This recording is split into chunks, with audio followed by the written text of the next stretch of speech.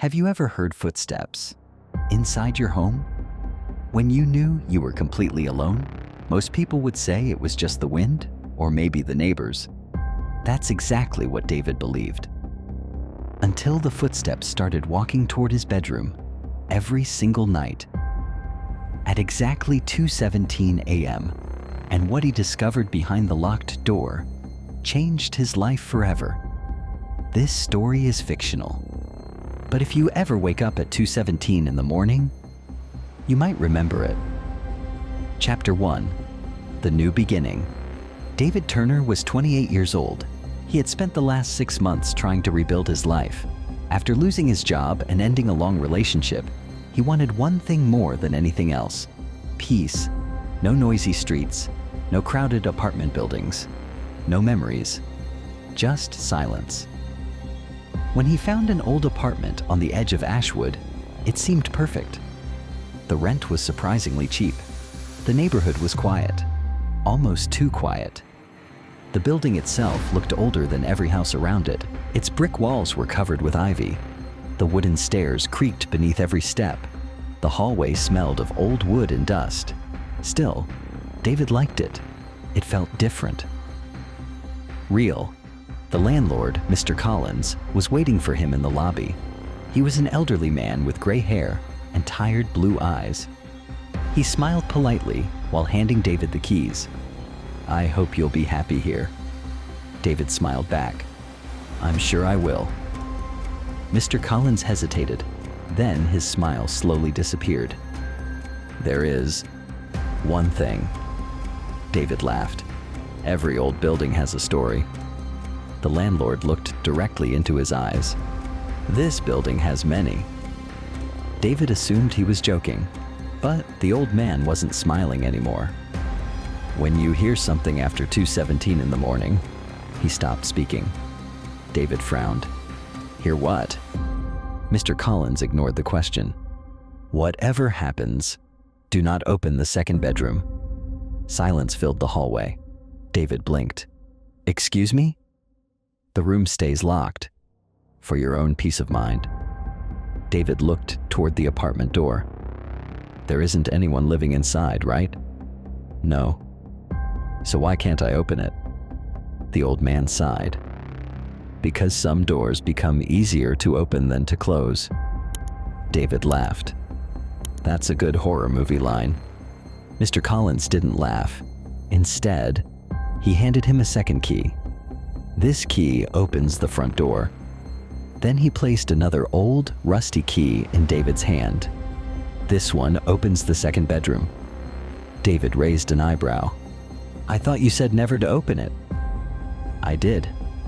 "Then why give me the key?" The old man's answer came almost as a whisper. "Because curiosity always wins." He turned around, walked slowly down the hallway, and disappeared around the corner. David stood there alone, holding 2 keys, one for his new home, and one for a room he had already promised himself he would never enter. Chapter 2.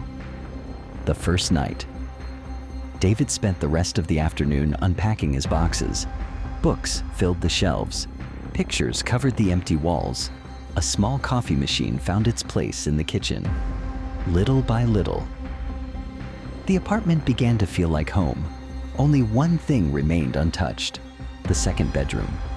Its old white door stood at the end of the hallway, closed, silent, waiting. David walked past it several times. Each time, he glanced at the rusty key in his pocket. He smiled to himself.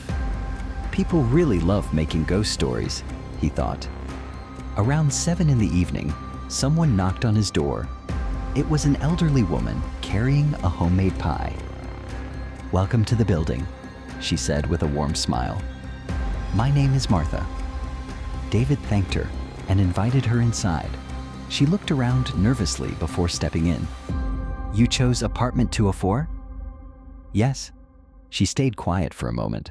Then she asked, "Did Mr. Collins tell you about the room?" David laughed. "He did." The famous locked bedroom. Martha didn't laugh. Instead, Her smile slowly disappeared. "He told you not to open it." It was probably a joke. She looked toward the hallway, toward the closed door. "I've lived here for 16 years. I've learned something." David waited. Some jokes are told for a reason. Before he could ask another question, she quickly stood up. "I should go." She almost rushed toward the front door. Just before leaving, she whispered, "If you hear footsteps tonight, don't answer them." Then she was gone. David locked the door behind her. The apartment suddenly felt colder. Outside, the sun slowly disappeared behind thick gray clouds. Rain began falling against the windows. Wind pushed softly against the old building. The wooden floor creaked every few minutes. Everything felt old, alive. David ordered dinner, watched a movie, called his younger sister Emma. He never mentioned the strange warnings, because even saying them out loud sounded ridiculous. At 11:30, he turned off every light. The apartment became completely dark. Only the city lights entered through the curtains. He lay in bed, listening to the rain. Within minutes, he was asleep. Tap. David opened his eyes. Complete silence. He looked around. Nothing. Maybe he had imagined it. He checked the time. 2:16 a.m. He sighed. Perfect. The ghost story is getting into my head. He closed his eyes again. Then, tap. Another step. Slow, heavy. Wood creaked somewhere outside his bedroom. His eyes opened immediately. He held his breath. Another step. Closer. Then another. Someone was walking through his apartment. David sat upright. Every sound was perfectly clear.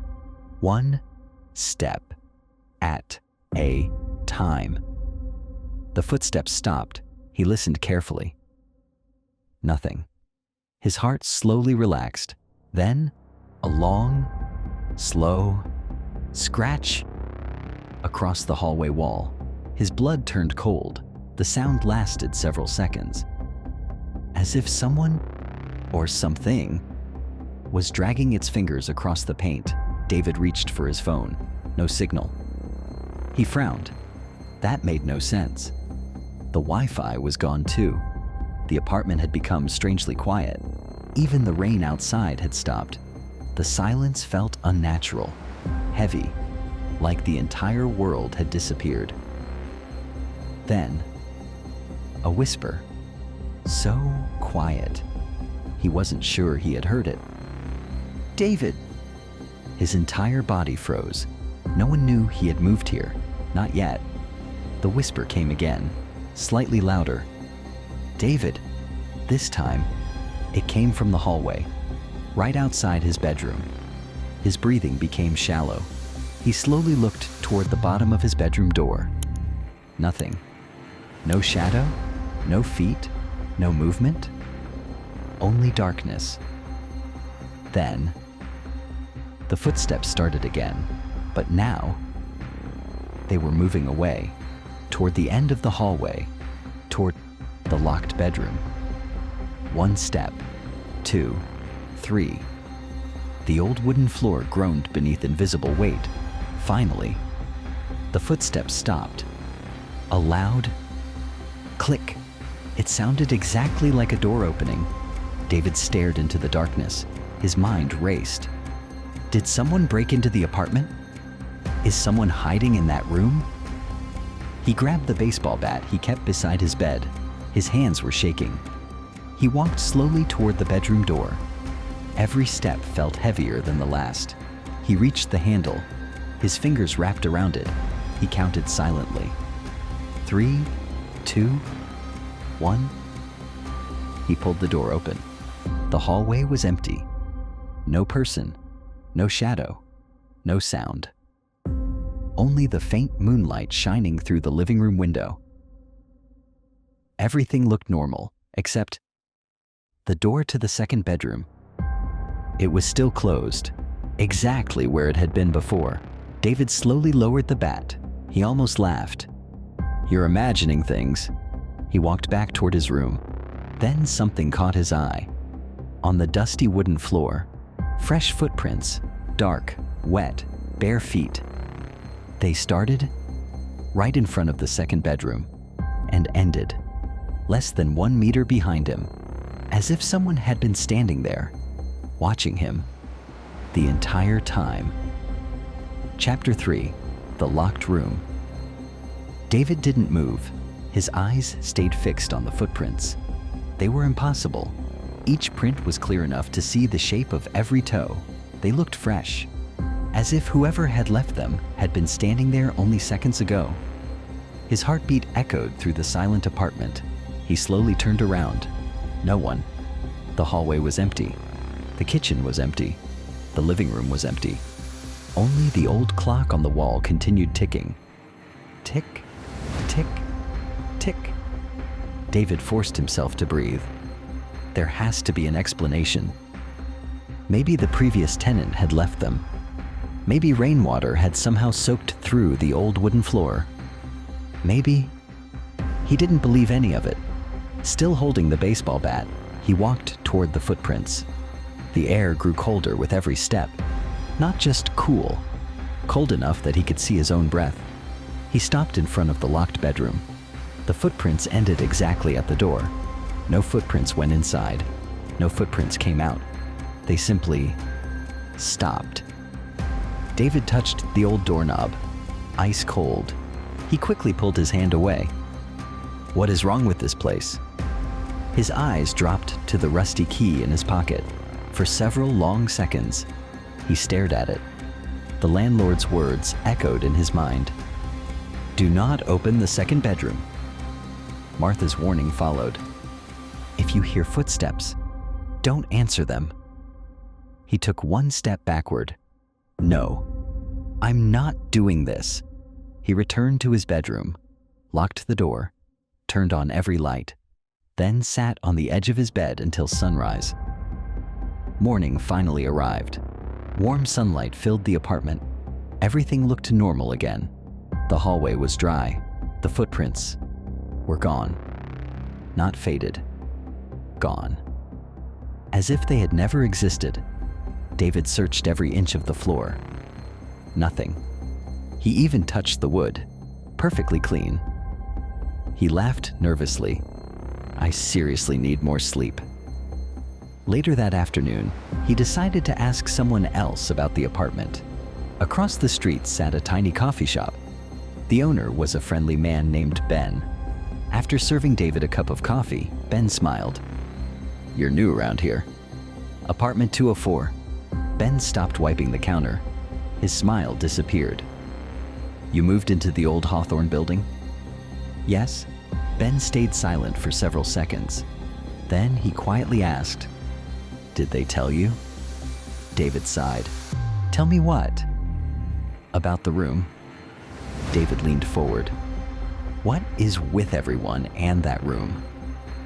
Ben looked toward the window to make sure no one was listening. People don't stay there very long. What do you mean? The last tenant left after 4 nights. The one before him. Ben hesitated. He disappeared. David laughed. Come on. I'm serious.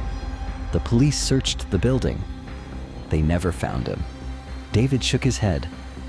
So you really believe a room made someone disappear? Ben answered immediately. No, I believe curiosity did. That evening, David bought a small security camera. If someone is playing games, I'll catch them. He placed one camera in the hallway, another facing the front door, a third pointing directly at the second bedroom. He checked each angle twice. Everything was recording perfectly. Satisfied, he smiled. Let's see what really happens tonight. 11:45 p.m. The apartment was quiet. Midnight. Nothing. 1 o'clock a.m. Still nothing. David fought to stay awake. His eyes kept closing. Finally, he fell asleep on the couch. Beep. The security monitor turned on by itself. The screen flickered. 2:17 a.m. Every camera showed nothing. Empty hallway, empty living room, empty kitchen. Then, camera 3, the one facing the locked bedroom. Static. A loud burst of white noise filled the apartment. The image shook violently, then returned. The hallway was still empty. David rubbed his eyes. What? Something was different.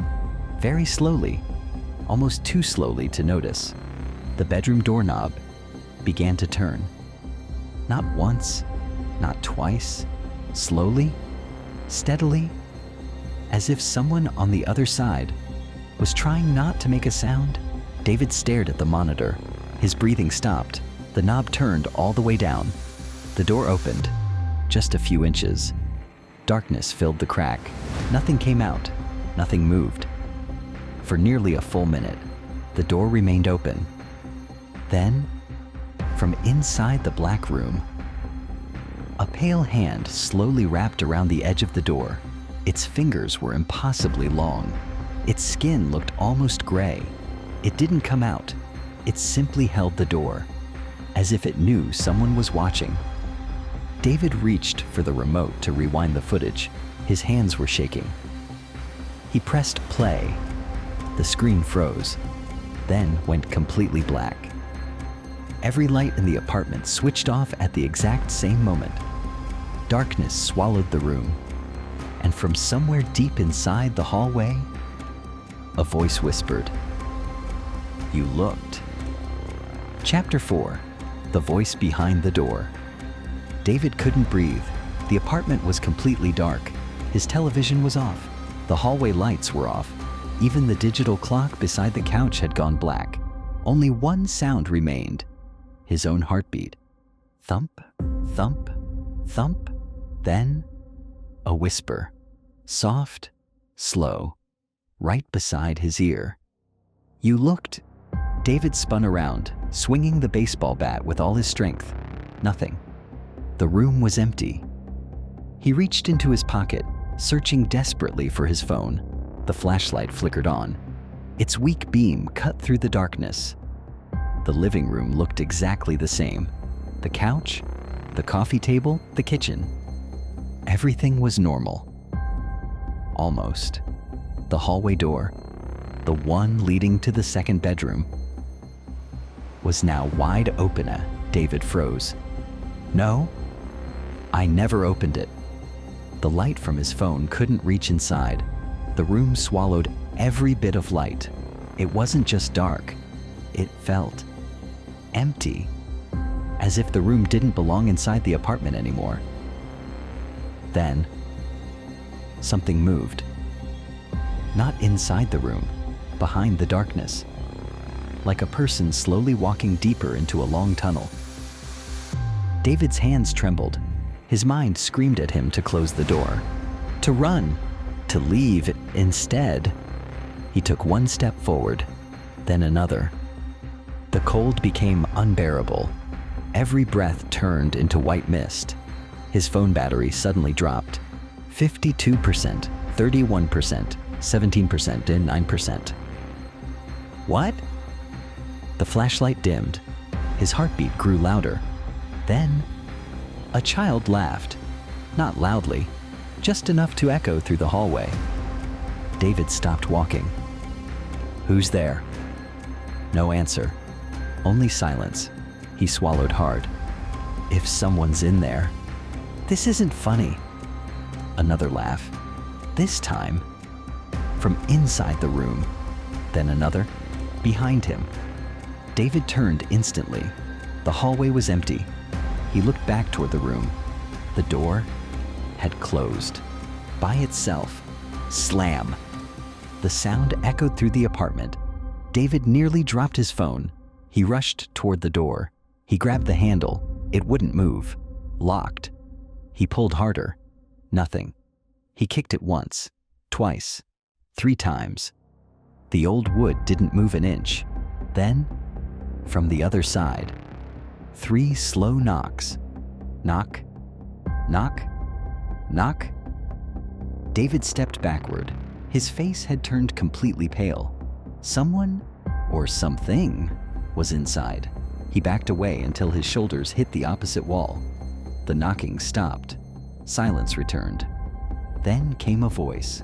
Not loud, not angry, just calm, almost kind. "David, I've been waiting for you." His blood froze. "You have the wrong person." The voice chuckled. "No, I've been waiting for everyone." David didn't answer.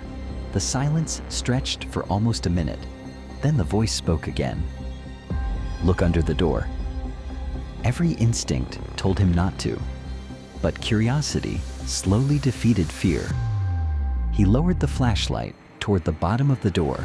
At first, nothing. Then, a folded photograph slowly slid out from beneath the door. No hand appeared. The picture simply moved on its own until it stopped at David's feet. His hands shook as he picked it up. The old photograph was faded, yellow with age. It showed 5 people standing in front of the building. 4 of them were smiling. The 5th person wasn't. He stood in the back, half hidden in shadow. His face was impossible to see.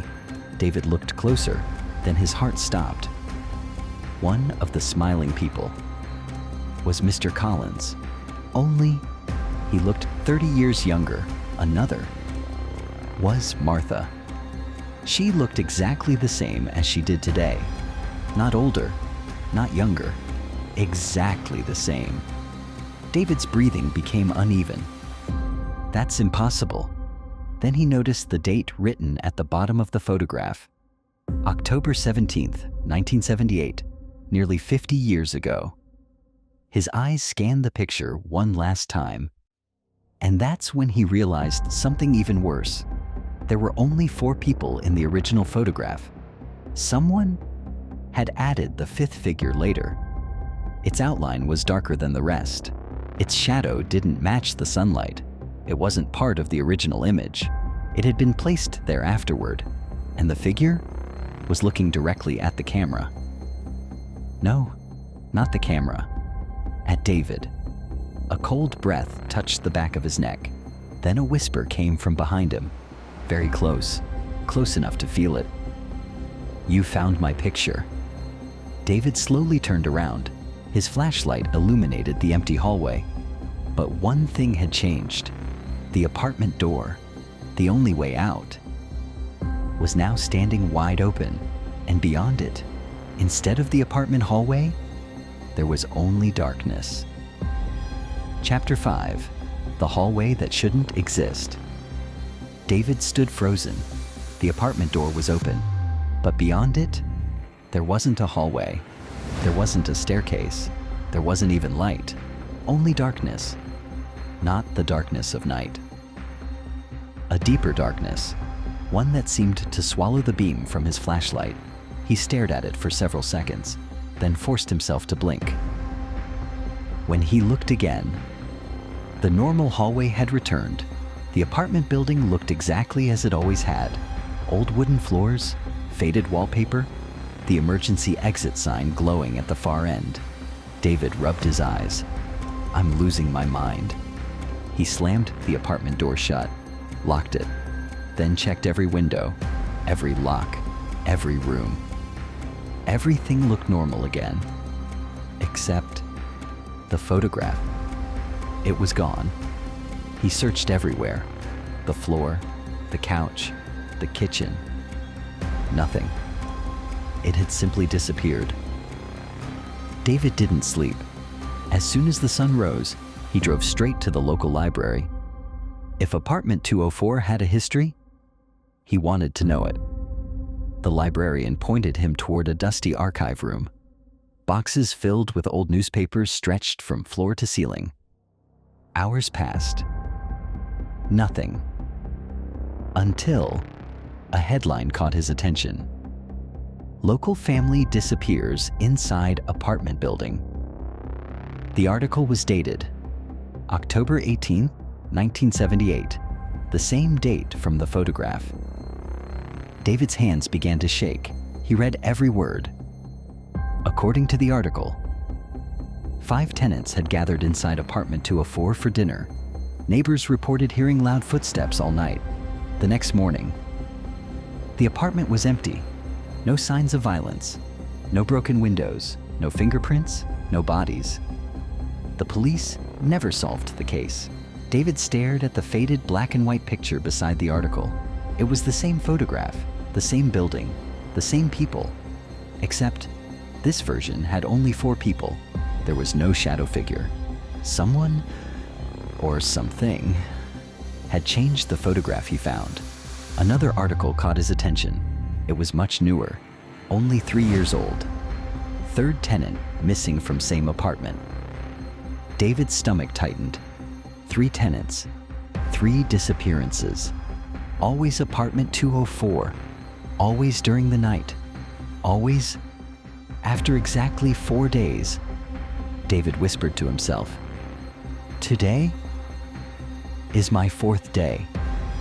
The room suddenly felt colder. That evening, he returned home before sunset. This time, he wasn't curious anymore. He was afraid. He packed his suitcase, his laptop, his wallet, his passport, everything. "I'm leaving. I don't care about the rent. I don't care about the apartment." As he reached for the front door, someone knocked. 3 slow knocks. Knock, knock, knock.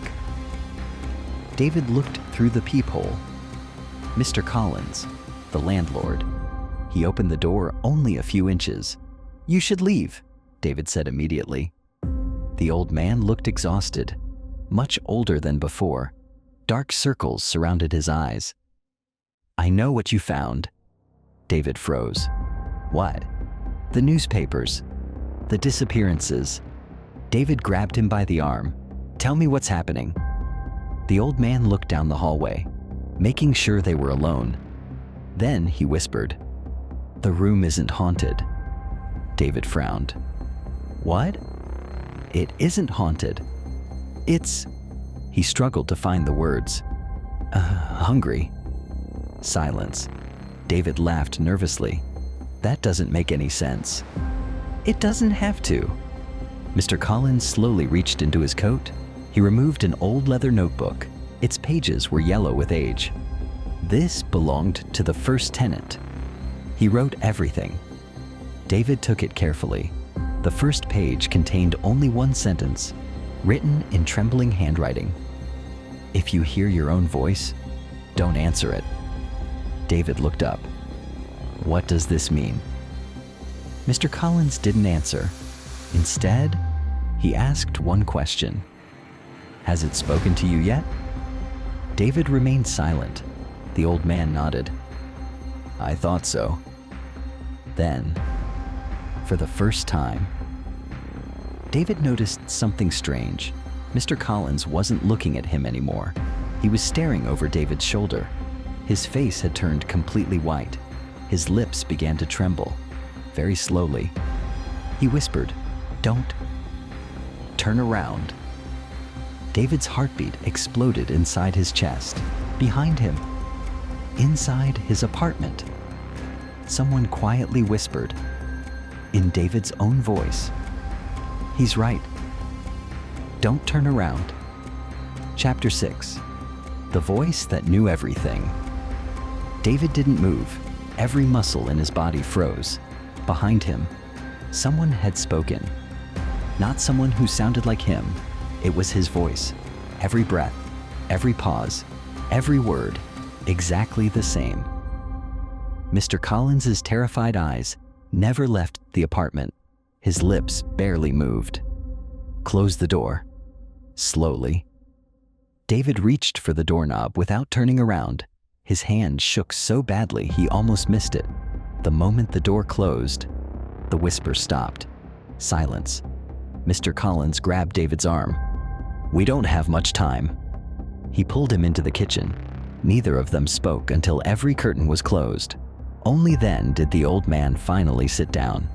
His hands were trembling. "I was hoping. It hadn't learned your voice yet." David stared at him. "What do you mean, learned?" Mr. Collins looked at the old notebook. "It watches. It listens. It remembers. The longer you stay, the more it becomes you." David laughed nervously. "No, that's impossible." The old man slowly opened the notebook. The first pages contained dates, hundreds of them. Different handwriting appeared every few pages, different names, different years. Every tenant had written inside, every tenant, except the last page. It contained only one sentence, written in fresh black ink. "David Turner arrived 4 days ago." David's blood turned cold. "I never wrote that." "I know." "Then who did?" Mr. Collins didn't answer. Instead, he turned another page. Blank, another blank. Then, letters slowly began appearing on the paper, right in front of them, as if an invisible pen was writing. David watched in horror. The notebook wrote, "He's finally reading this." The old man immediately slammed the notebook shut. His face had lost all color. "It has never done that before." David stood up. "I'm leaving. I'm leaving right now." He grabbed his suitcase, opened the apartment door, and stopped. The hallway was different. Instead of apartment doors, there were dozens of identical white doors stretching into darkness. No windows, no stairs, no exit, just doors, hundreds of them, each with a different apartment number, the same number, again and again. As far as he could see, David slammed the door shut. "What is happening?" Mr. Collins whispered. "It doesn't want you to leave." Suddenly, a loud knock echoed through the apartment. Bang! Both men jumped. Another bang! The front door shook violently. Someone, or something, was trying to get in. David looked through the peephole. Nothing. The hallway was empty. Another bang. Harder this time. The wood cracked slightly. Then, a familiar voice. "David?" His sister, Emma. His eyes widened. "Emma? I came to visit." "Open the door."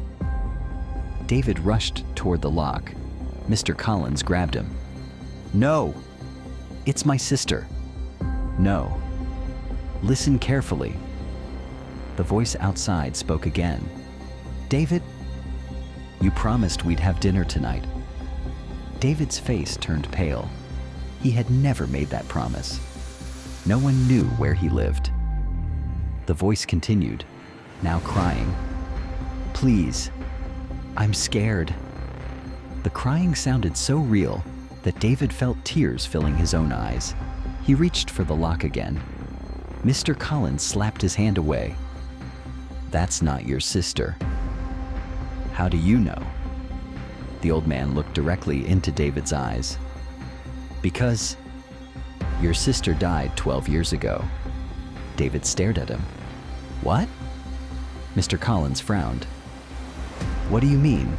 What?" "You told me she died." David's mouth slowly opened. "My sister is alive." Silence. The old man's face changed. Confusion, fear, then realization. "Oh no. It isn't using my memories anymore. It's using yours." Outside, the crying suddenly stopped. Complete silence. Then, the voice changed. It became David's own voice again. Calm, cold, almost amused. "You finally understand." The lights flickered. Every bulb shattered at once. Glass exploded across the apartment. Darkness swallowed the room. Only one thing remained visible. At the end of the hallway, the door to the second bedroom was slowly opening. Inside, someone was standing, perfectly still. Same height, same clothes, same face. David was looking at himself. Except the other David was smiling. Chapter 7. The Other David. David couldn't breathe. The figure standing inside the second bedroom looked exactly like him. The same height, the same black jacket, the same tired eyes, even the small scar above his left eyebrow. It was there. The only difference was the smile. It wasn't a human smile. It was too wide, too still, as if someone had learned how to smile without understanding happiness. The figure slowly tilted its head, just enough to seem curious. Then it spoke. "Hello? David?" Its voice was perfect. Not similar, perfect. Mr. Collins immediately stepped in front of David. "Don't answer." The other David smiled even wider. "You've protected them for 48 years. His eyes moved toward Mr. Collins. "You must be tired." The old man's face turned pale. "You know who I am?" The figure nodded. "I know everyone." It took one slow step out of the room. The wooden floor groaned beneath its feet. Unlike before, this time it left footprints. Dark, wet, exactly like the ones David had seen on his first night. Another step, then another. Each movement was calm, patient, as if it already knew no one could escape. David backed away until he reached the living room wall. "What are you?" The creature smiled. Finally, it answered. "I don't remember." Silence filled the apartment. "I've worn too many faces, too many names. After a while, you forget your own." David stared at it. "What do you want from me?" The creature looked directly into his eyes. "You." It raised one hand. Its fingers slowly touched its own face, like someone checking whether it still fit. "I've almost become you, but not completely. It takes one last choice." David frowned. "What choice?" The creature smiled again. "You have to invite me." David's heart skipped a beat. "What? I cannot become you?" "Unless you choose to let me," Mr. Collins whispered. "That's why it talks. It cannot force anyone. It waits. It convinces. It lies. It makes you trust it." The creature sighed. "He always ruins the conversation." Then it looked back at David. "I can end your pain. I know everything about you. You miss your father." David froze. "You blame yourself. You think you should have visited him more." David's breathing became uneven. "You still wake up thinking about the life you almost had." Tears formed in David's eyes. "Stop. You think nobody understands you. Stop. You pretend you're fine. Stop!" The apartment shook. Pictures fell from the walls. The lights flickered. The creature remained perfectly calm. "I know, because I live inside every regret." Suddenly, Mr. Collins stepped forward. No more. He pulled a small silver key from his pocket. It wasn't rusty like the others. It looked ancient. The creature's smile disappeared. For the first time, its expression changed. Fear. "Where did you get that?" Mr. Collins answered quietly. "You gave it to me." David looked between them. "What is happening?" The old man took a deep breath. "I was you." Silence. David stared at him. "What?" Mr. Collins looked at the creature. 48 years ago, I lived in apartment 204. I heard the footsteps. I opened the door. I saw my own face." The creature closed its eyes, almost disappointed. "And yet..." "You escaped." Mr. Collins nodded slowly. "No. I survived. There's a difference." David felt the room spinning. The landlord hadn't simply known about the room. He had lived through it. For almost 50 years, he had stayed in the building, waiting for the next person, trying to stop history from repeating itself. The creature took another step. The temperature dropped instantly. Frost spread across the wooden floor. Every window cracked at the same time. "I've waited long enough." Its smile returned. "This time, I'm leaving." It pointed directly at David. "And you're staying." The apartment suddenly went silent. No wind, no breathing, no heartbeat. Then, every clock in the apartment changed to the same time, 2:17 a.m. Even though it had been almost dawn only moments before, the creature whispered one final sentence. "Time begins again." And the walls of apartment 204 slowly began to disappear. Chapter 8, 217. The walls melted into darkness. The apartment was gone. The furniture was gone. Even the ceiling had disappeared. David stood in an endless black space. The only thing left was the old bedroom door, floating in the darkness. Apartment 204. The silver numbers were scratched and faded. Mr. Collins stood beside him, gripping the ancient key. The creature smiled. "You finally see it." David looked around him. "Where are we?" The creature answered softly. "Between places. Between moments. Between every time the clock reaches 2:17. David didn't understand. The creature raised one hand. Darkness rippled like water. Images began appearing all around them.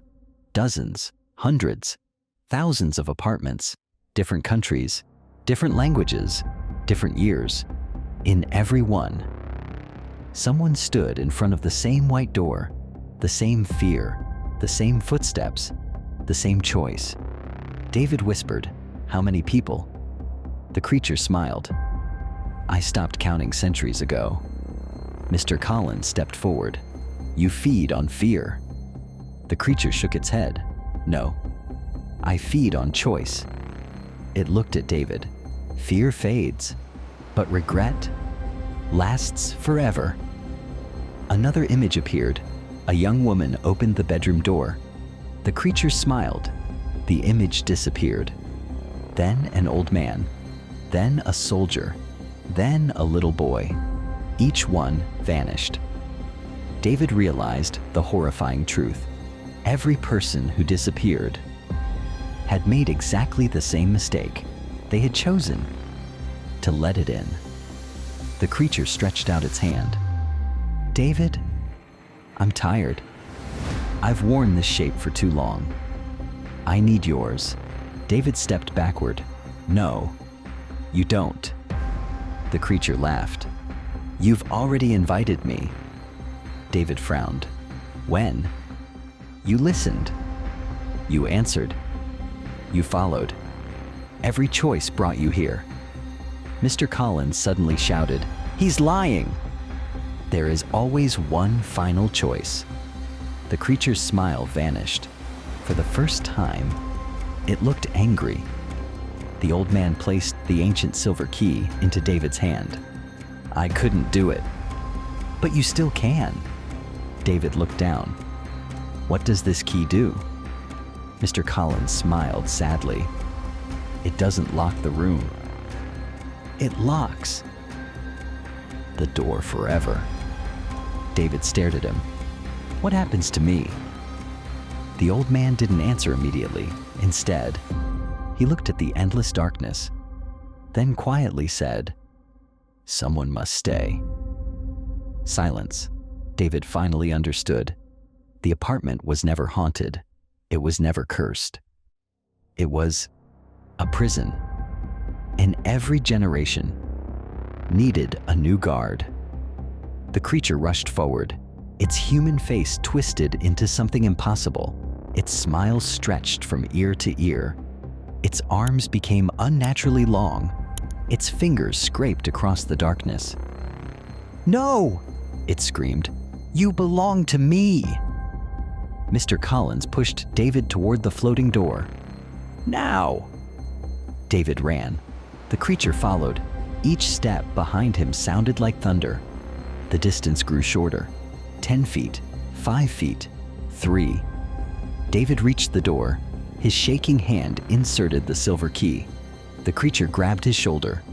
Ice shot through his entire body. He heard thousands of voices whispering together. Stay. You'll never be lonely again. You'll never feel pain again. David closed his eyes and turned the key. Click. The sound echoed forever. A blinding white light exploded across the darkness. The creature let out a scream, unlike anything human. Then, silence. David slowly opened his eyes.